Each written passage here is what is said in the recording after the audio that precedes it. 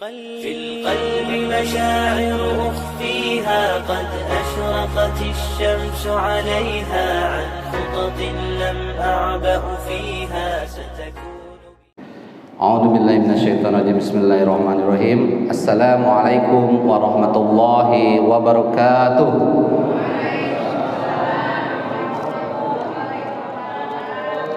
Alhamdulillahilladzi arsala rasulahu bil huda wa dinil haq liyudhhirahu 'ala dini kulli wa kafa billahi shahida. Asyhadu an la ilaha illallah wa asyhadu anna Muhammadar Rasulullah. Allahumma shalli ala sayyidina Muhammad wa ala ali sayyidina Muhammad. Senantiasa kita bersyukur atas segala nikmat yang Allah berikan. Semoga segala pengorbanan kita, harta kita, keringat kita, waktu kita di malam ini akan mendapatkan balasan yang lebih baik dari Allah SWT. Kita senantiasa tatap hati kita senantiasa untuk mendapatkan ridho dari Allah SWT.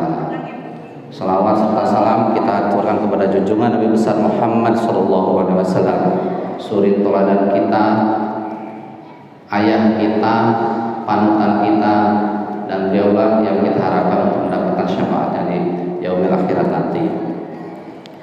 Bapak Ibu, terima kasih atas kehadirannya. Ini adalah bagian dari pertanggungjawaban kami selaku pengurus DKM selama periode 2019-2022. Tidak terasa waktu berlalu begitu cepat dan pertanggal 31 Juli 2022 itu adalah masa akhir kepengurusan kami.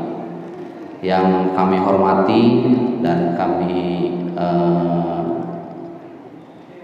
yang kami hormati dari Yayasan Mutiara Al-Ikhlas yang sudah hadir, dan semua perangkat RW, RT 1, 2, 3, 4, dan khususnya yang kami hormati dan kami muliakan semuanya adalah jamaah Masjid Al-Ikhlas, baik bapak-bapak maupun ibu semua.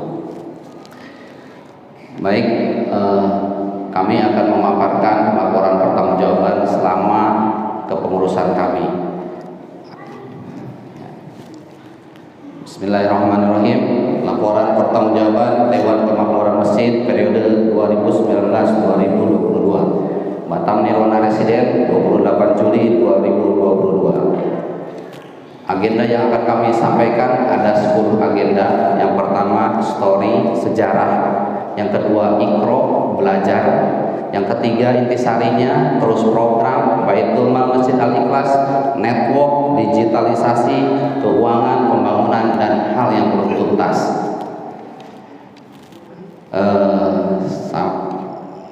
Mungkin metodenya saya paparkan dulu semua, nanti barangkali ada yang mau ditanyakan silakan. Baik, ini yang pertama ya. Bagaimanapun kita melihat sejarah dulu. Sejarah inilah dulu kita berkumpul bersama di sini di bulan Juli 2019 dilakukan pemilihan sama seperti ini, dan terbentuklah saya terpilih sebagai ketua DKM untuk periode sekarang. Dan dikukuhkan oleh SK dari yayasan, ini SK yayasan, yaitu efektif per 1 Agustus 2019 sampai dengan 31 Juli 2022. Ini struktur organisasi yang kami bentuk. Ada yang kami lingkari warna merah, ya, warna merah. Jadi ini bedanya struktur yang sebelumnya dengan kepengurusan saya. Jadi kami tambahkan struktur di situ, yaitu Dewan Syariah. Dewan Syariah itu, dan kami mintakan Ustadz Haruna selaku Dewan Syariah dari masjid kita, dan beliau sudah menyetujuinya. Apa fungsi dari Dewan Syariah ini? Kami inginkan ada wadah untuk diskusi. Jadi apabila ada jamaah yang ingin diskusi terkait kesyariahan, baik itu fikih lain sebagainya, terkait khilafiyah dan sebagainya, silakan diskusi langsung dengan Ustadz Haruna, dan itu dibuka setiap hari Sabtu. Setelah kajian bisa diskusi langsung. Kalau mau diskusi terkait bagaimana caranya memakmurkan masjid, bagaimana caranya agar masjid ini bisa nambah shopnya, bagaimana agar sholat Jumat kita bisa penuh dan sebagainya, itu ada wadah sendiri. Jadi kita DKM fokusnya untuk memakmurkan masjid.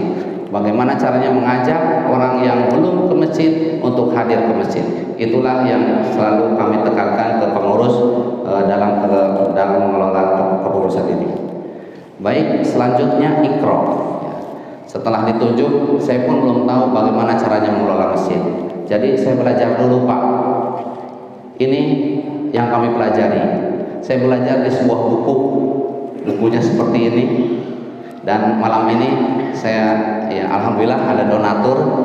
Jadi ada 2 buku yang nanti akan kami hadiahkan untuk ketua DKM terpilih, sama satunya untuk perwakilan dari yayasan. Buku ini sangat praktis, bukan teori, tapi bagaimana caranya mengelola sebuah masjid. Ya, setelah itu saya mengikuti pelatihan Bapak Ibu, pelatihan nasional Masjid Bilioner. Itu dikelola oleh Masjid Kapal Menjalan dan tersertifikasi. Apa saja pelatihan itu? Inilah materi pelatihan yang kami dapatkan. Dari mengapa itu masjid, apa itu masjid, apa tujuan masjid, dan sebagainya. Semuanya tentang masjid. Dan ada 3 pondasi di sana: pondasi Baitullah, pondasi Baitul Mal, sama pondasi Baitul Muamalah. Dan pelatihan ini kami selalu uploadkan ke grup jamaah. Siapa yang mau ikut silahkan, siapa yang mau ikut silahkan. Karena kami daftar 1, tapi semuanya bisa diakses oleh jamaah.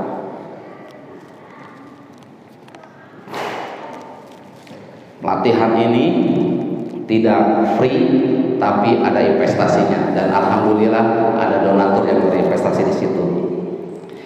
Ya, selama pelatihan kami melihat dari jamaah kita siapa yang aktif di saat pelatihan tersebut. Dari 3 sesi ini dilakukan 24 kali pertemuan, dimulai habis isya sampai jam 11 malam.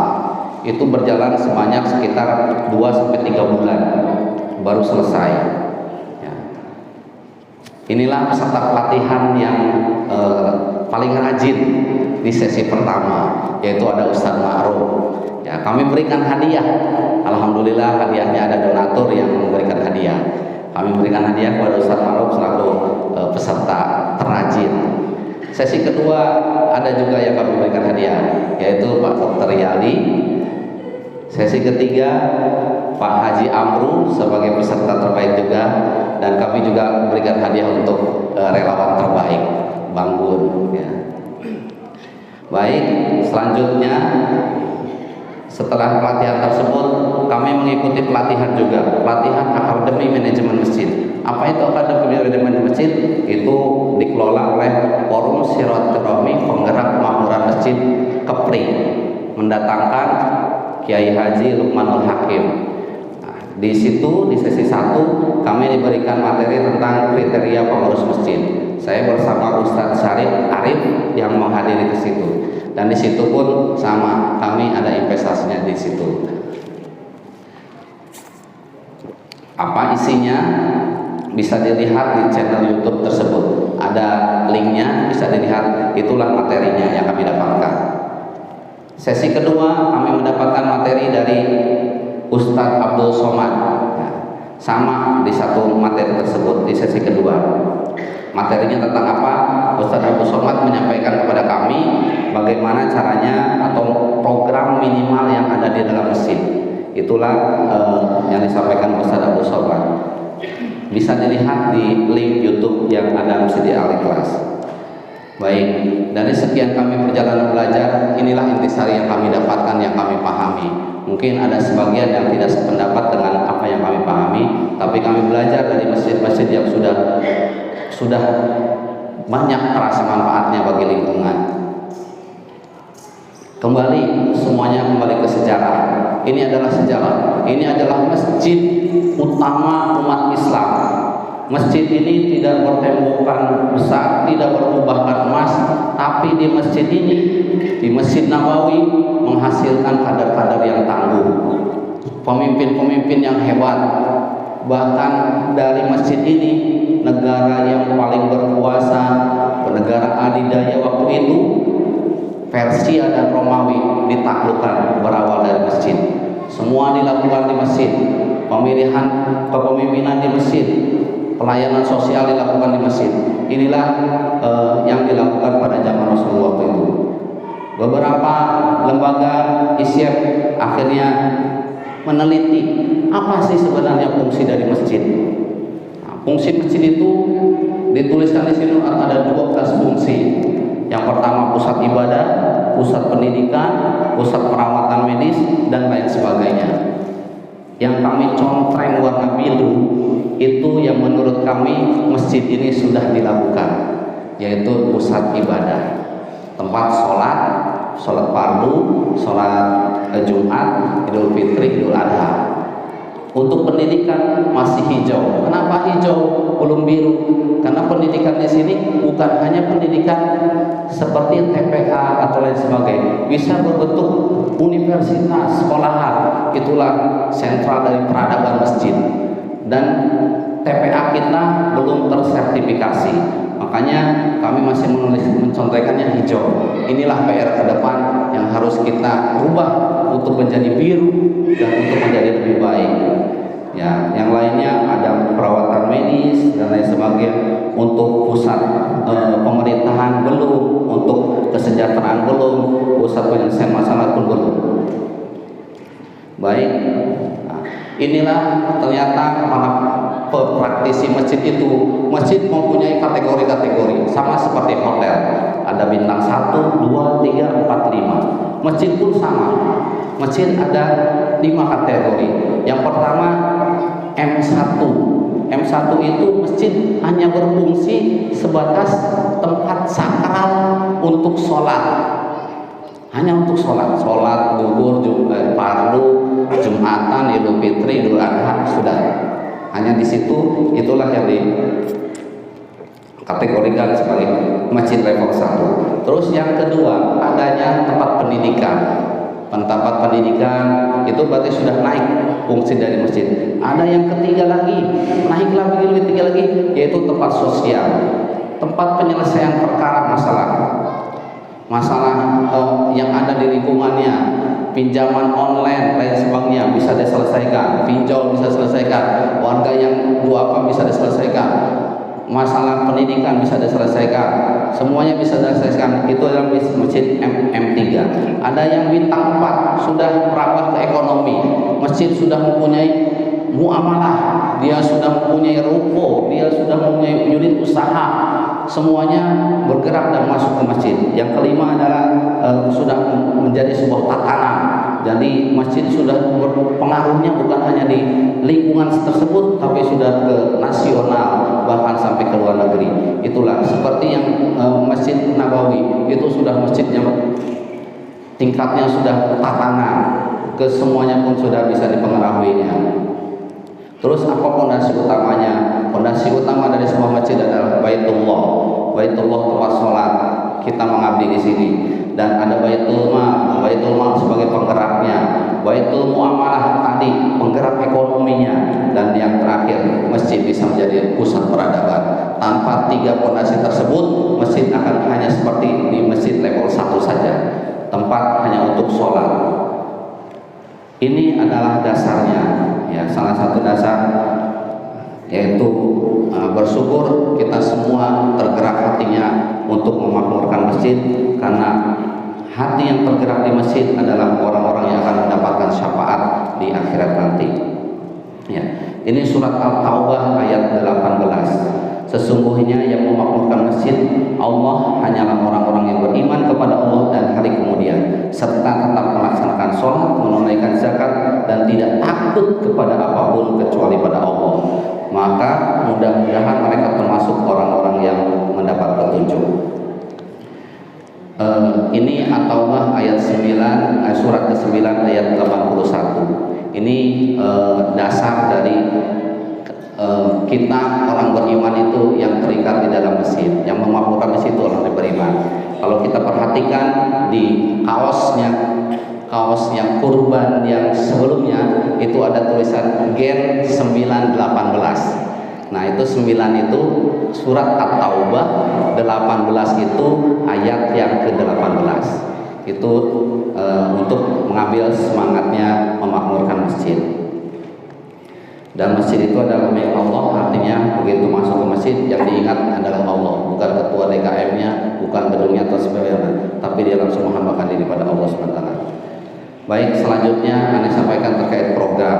Ini adalah program yang berjalan selama ini. Yang pertama, program dakwah. Bagaimanapun pembentukan kadar ruhiyah itu harus kita jalankan. Ya. Ini yang berjalan. Ada Ustadz Haruna, ada Ustadz Bahtiar, ada Ustadz Zamzami, ada kajian ibu-ibu majelis taklim setiap Sabtu, dan setiap pagi ada kultum subuh dari imam-imam kita, pengurus DKM dan tokoh-tokoh masyarakat. Selain yang rutin, kami pun melaksanakan kegiatan-kegiatan yang sifatnya insidentil atau sebulan sekali, safari Ramadan dan lain sebagainya. Ini kami lakukan dan berjalan. Baik, selanjutnya program kedua adalah program MII atau Maghrib Isya Itikaf. Jadi kami ingin di waktu maghrib ke isya itu ada kegiatan seperti dulu kita di kampung, dari maghrib ke isya itu anak-anak main di masjid sambil belajar dan sebagainya. Dan ini pun kita menginginkan dari mulai maghrib sampai isya tetap ada kegiatan. Hari Ahad, Senin, Selasa dan Rabu tetap berjalan, ada pengaji ibu-ibu. Hari Kamis ya ada zikiran, hari Senin buka puasa. Nah, ini program maghrib isya itikaf. Dan alhamdulillah untuk belajar ibu-ibu maupun bapak-bapak pun cukup semarak. Ya. Selanjutnya yaitu program Al-Ikhlas ISQ. ISQ itu empati, soleh dan kuat. Nah, 3 program di atas itu untuk memupuk empati, yaitu tabungan kurban. Kurban itu mengajar kita untuk berempati, berbagi dengan sesama. Terus itu donasi berasku. Terus tabungan akhirat. Tabungan akhirat itu untuk salah satunya fardu kifayah. Ya, di saat ada saudara kita yang kemalangan, kita bisa membantunya. Dan program di bawahnya itu untuk membentuk generasi kuat, yaitu kita adakan karate buat anak-anak. Karena inilah bekal yang bisa kita berikan kepada anak-anak, yaitu untuk memupuk rasa percaya diri mereka. Dasarnya adalah mukmin yang kuat itu jauh lebih dicintai daripada mukmin yang lemah. Selanjutnya ada TPI, itu untuk membentuk anak-anak yang soleh. Baik, selanjutnya yang kelima, Baitul Mal. Ada 4 pilar Baitul Mal yang kami tekankan. Baitul Mal untuk memakmurkan masjid. Nah, itu sesuai dengan atau ayat 18. Baitul Mal mengelola jiswah, no tanwil, terima kasih. No tanwil itu artinya tidak ada pinjam meminjam di Baitul Mal tersebut, tapi hanya menerima. Setelah menerima kita salurkan. Menerima zakat kita salurkan. Baitul Mal tidak boleh menumpuk saldo, segera salurkan. Sehingga kami berusaha untuk saldo itu tidak menumpuk, segera disalurkan, dihabiskan. Baitul Mal sebagai jembatan amal soleh antara muzaki dan mustaqim. Suatu kewajiban bagi masjid atau pengurus nanti, yaitu menyediakan memfasilitasi warga atau jamaahnya yang akan menyalurkan zakat. Dengan adanya Baitul Mal, kita bisa terima, bisa kita kelola. Karena sholat dengan zakat itu suatu hal yang tidak bisa dipisahkan. Baik, selanjutnya 7 standar amil Baitul Mal. Ini adalah standar amil yang kita tetapkan, yaitu amil-amil tersebut birrul walidain, tidak ada permasalahan dengan orang tuanya, terus sholatnya tepat waktu, bisa subuh berjamaah di masjid, membaca Al-Quran setiap hari, infak setiap hari, rezeki yang halal, bermuamalah tanpa riba dan akad yang batil, hati terpaut ke masjid, aktif memawurkan masjid, musyawarah di masjid dan alumni PMP. Ini hanya sekedar rambu-rambu kita dalam memilih amil-amil yang ada di Baitul Mal. Ini struktur organisasi Baitul Mal saat itu. Jadi Baitul Mal berada di bawah kepengurusan DKM. Dewan Syariah Baitul Mal sudah dikonfirmasi semua dan semuanya bersedia. Ada Ustadz Bahtiar, Ustadz Haruna, sama Ustadz kita, Ustadz Masnur. Direkturnya waktu itu kami amanahkan kepada Dr. Yaldi, dan ya, ada 3 bidang: pelayanan, keuangan, dan program. Ini ada di Baitul Mal. Oke. Penyaluran dari Baitul Mal kami sudah lakukan ke beberapa hal ya. Yang pertama, mustahik tetangga masjid. Artinya tetangga-tetangga kita yang masuk dalam kategori penerima zakat atau mustahik ya. Tetangga kita itu 40 ke depan, 40 ke samping, 40 ke kanan, 40 ke belakang. Itulah yang dimaksud dengan tetangga. Jadi kita dari mana datanya? Datanya itu kami mintakan dari Pak RT. Jadi ke Pak RT siapa warganya yang masuk kategori mustahik, silahkan didaftarkan ke Baitul Mal. Ya, yang kedua, beasiswa pendidikan. Kami berikan juga beasiswa pendidikan kepada anak yang memang tidak mampu. Ya, kami berikan beasiswa pendidikan, bantuan pengobatan, dan kami berikan ke mustahik marbot masjid atau musola yang ada di Patan Lestari. Tenaga keamanan, security di RW 007 itu salah satu bagian penyaluran. Pondok pesantren, rumah Quran itu kami lakukan juga, dan mualaf center dari ibu-ibu majelis taklim UBNR ya. Karena mualaf ini tidak bisa kita biarkan begitu saja. Sudah menjadi kewajiban kita, tanggung jawab kita untuk menguatkan mereka. Di saat mereka menjadi mualaf, mereka pasti akan mendapatkan tekanan dari keluarganya, tekanan dari teman-temannya dan sebagainya. Di saat mereka mendapatkan tekanan tersebut, kitalah yang sang muslim yang membesarkan hatinya, yaitu dengan memberikan hadiah dan lain sebagainya, sehingga ia akan menjadi kuat. Selanjutnya network. Bagaimanapun kami perlukan network ya, yaitu hubungan dengan jejaring masjid yang ada baik di lokal maupun sampai ke tingkat nasional. Yaitu kami ada gabung di jejaring masjid tingkat kecamatan Sekupang, ada yang sampai tingkat Kepulauan Riau ya. Ada WhatsApp grup forum silaturahmi DKM, ada forum silaturahmi penggerak kemajuan masjid, kami tergabung di sana. Dan juga untuk tingkat nasional, kami tergabung di alumni pelatihan Masjid Bilioner angkatan keempat, itu tingkat nasional ya, Indonesia, dan kami pun bergabung di Baitul Mal Masjid angkatan ketiga, yaitu tingkat nasional. Kami bergabung dengan masjid-masjid yang sudah levelnya tinggi, jauh tinggi daripada kita. Ada Masjid Kapal Munjala, Masjid Al-Falah Sragen. Al-Falah Sragen itu ketua DKM-nya yang bikin buku ini. Terus Masjid Berkah Bok, Masjid Jogokarya, Muslim United, Puri Langit, Enterprise, Fatahila, dan Abdurrahman bin Auf, serta masih banyak masjid lain yang masuk dalam komunitas masjid nasional tersebut. Yang ketujuh, digitalisasi. Bagaimanapun saat ini kita tidak bisa dakwah hanya sebatas seperti ini, tapi digitalisasi itu perlu kita perhatikan. Inilah YouTube kita, YouTube Al-Ikhlas. Jadi berdiri pada tanggal 11 April 2020, usianya sekarang 2 tahun 4 bulan, dan jumlah subscribernya alhamdulillah baru sampai di 920 subscriber.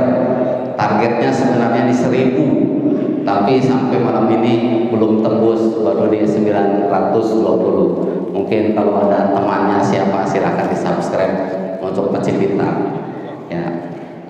Ratingnya kita masih masuk di rating C+, jadi belum B, belum A. Nah, jika subscribernya banyak, bisa lihat di YouTube bagaimana youtuber itu mendapatkan profit dari situ. Tapi tujuan kita bukan itu, tapi tujuan kita agar dakwah ini bisa mengikuti zamannya, mengikuti eranya, tidak bisa hanya seperti di sini. Yang kedua, kami ada IG-nya, Instagram sama Facebook, namun sayang untuk IG sama Facebook masih kurang termaintain dengan baik. Di sini kami sebenarnya membutuhkan semangat generasi muda, anak-anak muda itu lebih kreatif, lebih berani. Nah, ini yang harus kita kelola. Mungkin nanti pengurus yang baru silahkan dilanjutkan agar lebih kreatif di sosmed ini. Dan kami pun investasi WBS Pro. Kami investasi software yang untuk mengirimkan pesan-pesan broadcast itu berlisensi dan berbayar. Kami berusaha untuk mencari keberkahan sehingga tidak mencari yang tidak berlisensi. Ya. Dan ada WBS Pro dan call center kami sudah ada ya di 0822 8748 7656. Dan saat ini kami menyimpan sekitar 750-an nomor handphone jamaah Masjid Al-Ikhlas yang ada di software kami, di database kami. Nah, jadi setiap pengumuman kita bisa langsung kirimkan ke nomor langsung ke jamaah. Baik, selanjutnya yang ke-8, keuangan.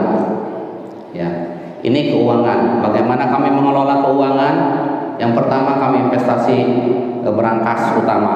Jadi uang masjid tidak ada 1 rupiah pun dititip di pengurus. Uang masjid tidak ada 1 rupiah pun disimpan di rekening pengurus. Uang masjid yang ada dan belum sempat disetor kita simpan di berangkas. Ada berangkas. Nah, ini berangkas utamanya yang warna hijau itu, dan kuncinya dipegang hanya oleh ketua DKM sama bendahara. Hanya berdua yang megang berangkas tersebut. Yang kedua, kita punya kas kecil atau petty cash, itu dipegang oleh marbot. Itu saldonya kami maksimal itu hanya di 3 sampai 5 juta. 3 juta saja. Itu hanya untuk operasional. Dan marbot bisa mengeluarkan untuk yang rutin-rutin yang sudah terbiasa. Selanjutnya kami punya 2 rekening. 2 rekening BSI. Tujuannya apa? Itu untuk memisahkan antara rekening operasional sama rekening yang sifatnya tidak boleh digunakan operasional. Rekening operasional itu infak lain sebagainya, itu menggunakan itu. Kalau yang tidak boleh oleh di operasional itu untuk menyimpan zakat atau wakaf, itu terpisah. Jadi ada 2 rekening. Nah, berapa besar sebenarnya pengeluaran rutin di masjid kita? Ini pengeluaran dalam 1 bulan. Ya, totalannya bisa dilihat 29.850.000. Besar menurut kita, tapi kita sedang mengelola rumah Allah. Ada program, ada jalan, niat yang lurus, insya Allah dan yakin Allah pasti akan menggantikannya, dan Allah akan menggerakkan orang-orang untuk membantu di masjid ini. Ya, yang pertama itu pengeluaran untuk gaji. Ada imam 1, ada imam 2. Jadi ini masih estimasi dan yang budgetnya ya, karena imam 2 sekarang lagi kosong, lagi kita cari. Nah, tapi anggarannya sudah ada. Terus ada marbot, ada media, marbot untuk petugas muazin, ada media, ada marbot petugas kebersihan, pelatih karate, terus yang untuk ustadzah guru dewasa ada 5 ustadzah, 5 pengajar, dan petugas kencreng ada 4 orang. Dan dari sekian banyak itu totalannya sekitar 14.850.000 setiap bulan. Terus beban listrik. Nah, ini listrik. Dulu pada saat di zamannya Pak Ikhwan, DKM tidak ada beban untuk bayar listrik. Karena alhamdulillah ada jamaah yang menjadi donatur tetap untuk listrik. Namun qadarullah beliau sekarang sudah meninggal. Kita doakan semoga alam kuburnya diterangi seperti mereka pada saat berdonasi sebelum saat dia masih hidup. Ya. Amin. Nah, setelah beliau meninggal, akhirnya donasi itu tertutup, tidak dilanjut Pak. Dan waktu itu listrik kita hanya 500.000, belum ada AC. Setelah ada AC yang depan berubah menjadi 3 juta. Setelah ditambah lagi buat ibu-ibu, buat PK lain sebagainya, di ruang belajar lain sebagainya, itu sekarang menjadi 4 juta per bulan. Ini beban listrik kita di masjid ini, ya, 4 juta per bulannya. Ya. Dan untuk air, alhamdulillah sampai sekarang masih ada donatur. Saya pun belum tahu berapa nilainya yang dibayar. Dari mulai jadi pengurus sampai sekarang belum tahu siapa yang bayarin, ya. Dan selalu dibayarin terus. Jadi belum tahu berapa nilainya. Kita doakan juga semoga senantiasa diberikan kemurahan rezeki, diberikan air yang tidak pernah haus di akhirat nanti. Amin. Yang keempat, Jumat istimewa. Ini untuk khotib dalam satu dalam satu bulan. Terus kajian ada 12 kajian dalam satu bulan, dan coffee morning ada 8 kali. Itu totalan sekitar 5,2 juta. Terus untuk buka puasa kami anggarkan 20.000 per packnya sebanyak 30, dan alhamdulillah setelah adanya dapur ini anggarannya langsung turun jauh, karena dengan memasak itu jauh sangat menjadi efisien. Kami sangat berterima kasih kepada ibu-ibu majelis taklim yang sudah berperan di dapur, yang sudah berkontribusi untuk menjamu tamu-tamu Allah. Ya, itu untuk buka puasa. Terus pemateri kajian ibu-ibu, ya, kajian ibu-ibu itu di cover dari DKM.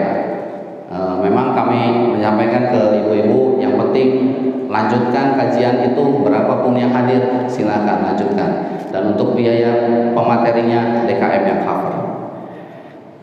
Terus lain-lain sekitar 1 juta, jadi totalan itu sekitar 29.850 per bulan. Baik, ini mungkin terlalu kecil ya tulisannya, jadi ada di laporan yang dikirim di print.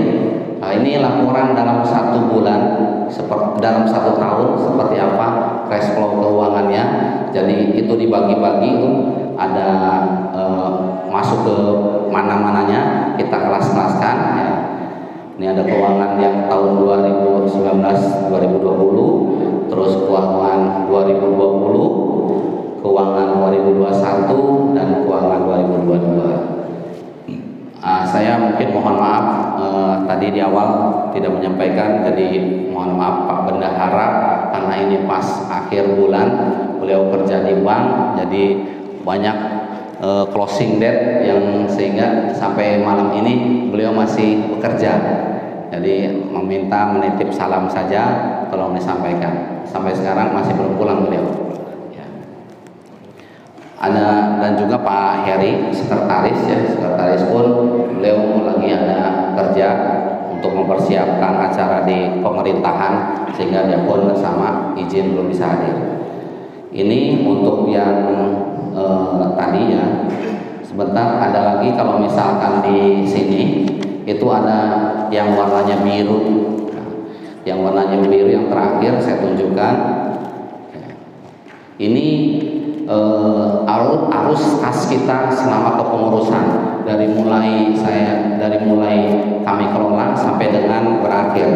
Jadi ini penerimaan kas Bapak Ibu. Kita kategorikan berbagai macam kategori, dan selama kepengurusan kami di masjid ini mengelola uang cash flow sebesar 2,7 miliar. Ya, jadi sangat besar ya, dan terima kasih sekali. Ini adalah kepercayaan dari Bapak Ibu dalam membelanjakannya, mengamanahkannya ke masjid kami. Dan ini pengeluarannya ya, pengeluaran bisa dilihat berapa totalan dalam satu periode itu. Ya memang terbesarnya itu dari kurban. Dari kurban pun kita terus di sini nyampe 958 juta. Terusnya tuh ada gaji yang kontribusi paling besarnya, dan lain sebagainya. Dan ada uang asing yang masih belum kami tukarkan, masih ada di berangkas. Ya, karena uang asingnya itu mungkin yang lecek-lecek Pak, masukin ke canceling. Jadi kalau ditukar itu ke money changer dia milih-milih tuh Pak. Kalau udah rusak lain sebagainya kadang nggak mau mereka. Oke, tadi untuk laporan keuangan. Ya. Yang ke-9 yaitu pembangunan. Inilah pembangunan yang kami lakukan selama kepengurusan. Yang pertama, memang kami menguatkan dulu di sekretariatan. Kita sudah lengkap, sudah ada wifi, sudah ada komputer dengan Pentium yang cepat dan lemari filenya, terus printer dan berangkas tadi itu dalam satu tempat. Terus yang kedua kita membuat halaman parkir, waktu itu dibantu oleh Pak Sugi ya pengocoran yang lahan yang depan. Nah, itu terus ruang belajar TPQ ada 2,5 ruangan yang sudah jadi, masih ada setengah yang belum jadi. Nah, terus di bawah kamar mandi ada kamar mandi VIP, kami bikin kamar mandi VIP di belakang situ Pak, itu untuk penceramah atau ulama yang hadir, jadi kita arahkan langsung ke kamar mandi VIP biar nggak di sini.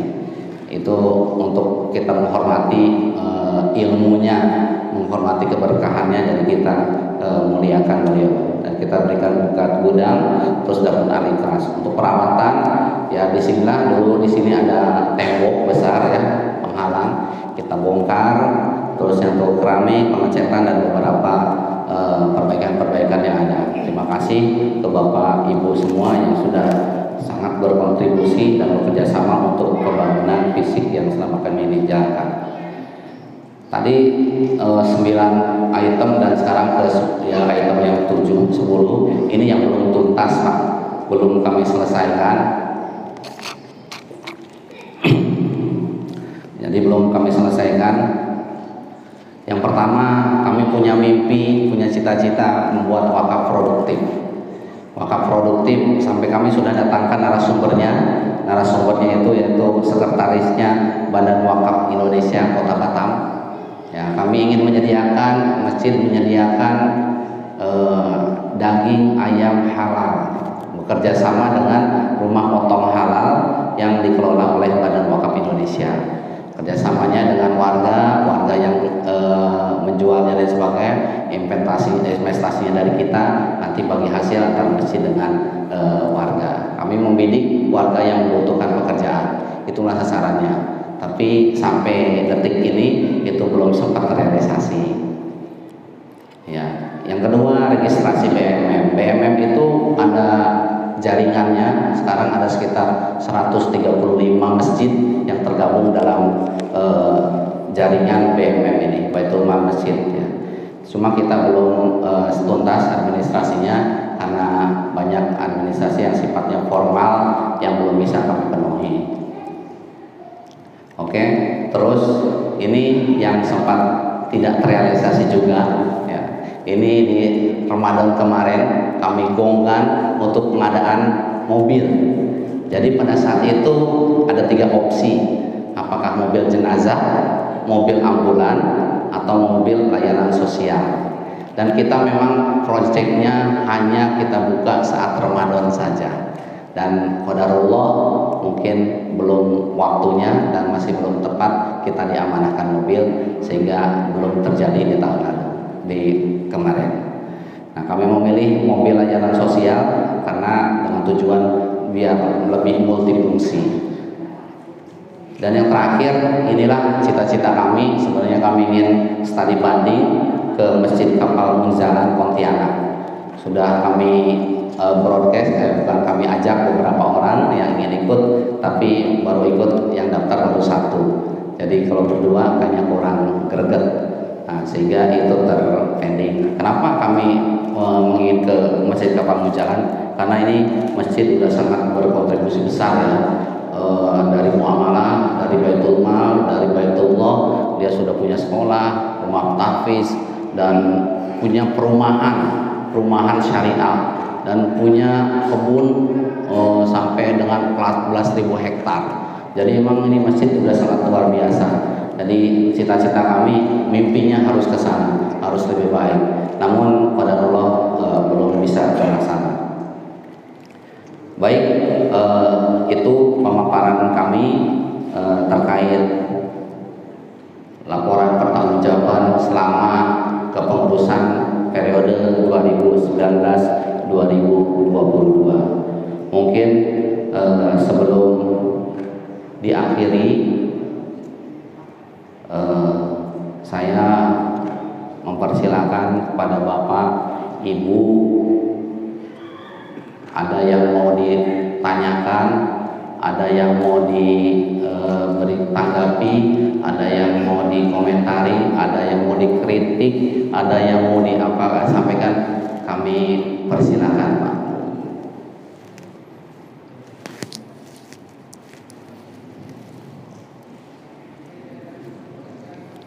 Sebelum saya ditanya di pengadilan nanti yang akan lebih berat pertanggungjawabannya, jadi lebih baik saya belajar di sini dulu.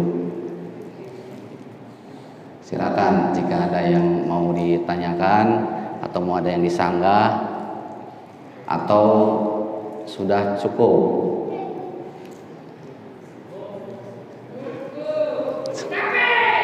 Allahu Akbar.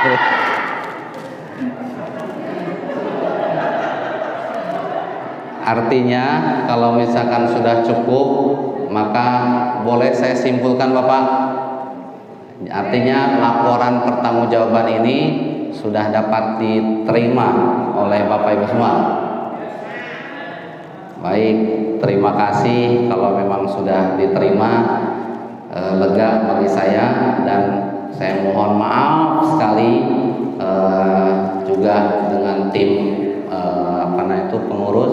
Saya mohon maaf apabila selama kami menjalankan amanah ini jelas ada kata yang mungkin gak berkenan di hati, ada cara pandang yang berbeda, ada sikap yang kurang. Saya mohon maaf dengan sebesar-besarnya. Dan kepada seluruh jamaah, baik itu pengurus, baik itu semua yang hadir di sini, saya ucapkan terima kasih, jazakallah khairan katsiran atas segala kontribusinya. Saya tidak bisa sebutkan satu persatu di sini, baik yang ada di ujung sana, yang ibu-ibu, semuanya, semua yang ada hadir di sini. Tanpa semuanya yang tadi saya sampaikan di LPJ mungkin tidak akan bisa terrealisasi. Tapi berkat bantuan dan berkat semuanya, itulah yang bisa kami hasilkan saat ini. Baik, kalau misalkan memang sudah diterima, saya ucapkan terima kasih. Dan pesan dari kami, nanti siapapun yang terpilih dan menjadi ketua DKM, kita support bersama. Karena bukan posisi yang utama di hadapan Allah, bukan jabatan yang utama di hadapan Allah, tapi kontribusi kita apa, karya kita apa. Siapa tahu justru amalan yang kecil lah yang diterima oleh Allah. Siapa tahu justru amalan gerakan dua-dua itulah yang diterima Allah. Ya, rapihkan sandal, siapa tahu justru malah itu yang diterima oleh Allah. Kita tidak tahu. Ya, jadi kita semangat sama, siapapun yang terpilih lagi nanti kita dukung bersama-sama, kita berikan yang terbaik, dan kita mengharapkan syafaat dari masjid ini di yaumil akhirat nanti. Kurang lebih saya mohon maaf. Demikian, wallahu a'lam.